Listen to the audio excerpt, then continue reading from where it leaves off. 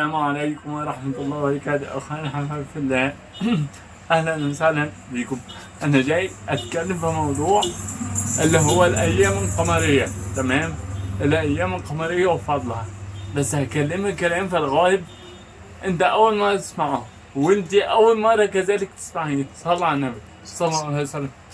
الأيام القمرية هتبدأ يوم الجمعة ويوم السبت ويوم الأحد، ونزود عليهم يوم الخميس سنة على النبي صلى الله عليه وسلم، ويوم الاثنين سنة على النبي صلى الله عليه وسلم. طب بالنسبة لي لو واحد سمع الفيديو بتاعي متأخر، مثلا سمعت يوم الجمعة، أعمل إيه؟ صوم سبت واثنين سبت، أقصد صوم سبت وحد واثنين. يجوز؟ يجوز. الأفضل هنا اتباع السنة، أي في الأيام القمرية مظبوط.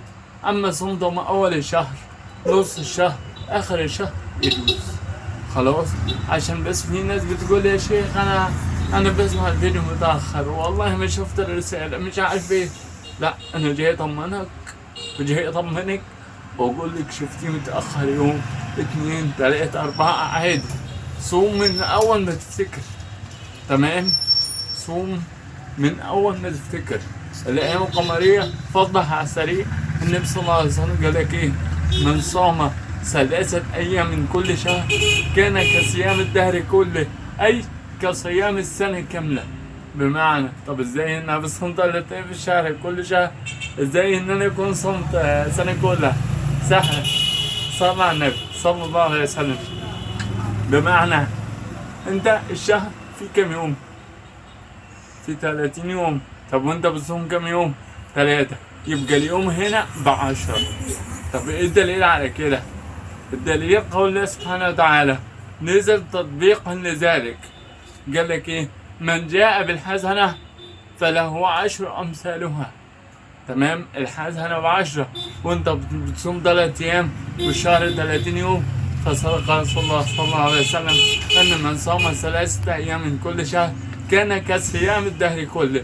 والنبي صلى الله عليه وسلم في حديث تاني عن سيدنا عمر، وفي رواية تقريبا عن أبو هريرة رضي الله عن الصحابة أجمعين، اللهم آمين يا رب العالمين.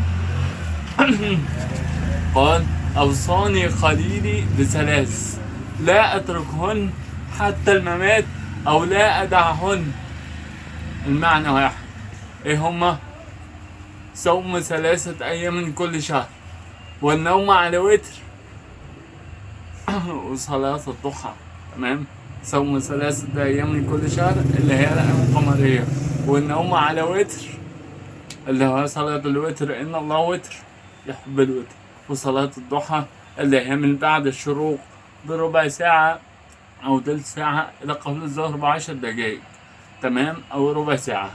صلاة الأوابين. تمام، بالله عليك ذكر قول النبي صلى الله عليه وسلم: بلغوا عني ولو آية. وقول النبي صلى الله عليه وسلم: إن الدال على الخير كفاعله. والقول لله سبحانه وتعالى: فذكر إن نفعت الذكرى سيذكر من يخشى. عرف الدنيا كلها بفضل الأيام دي، وجزاكم الله خيرا.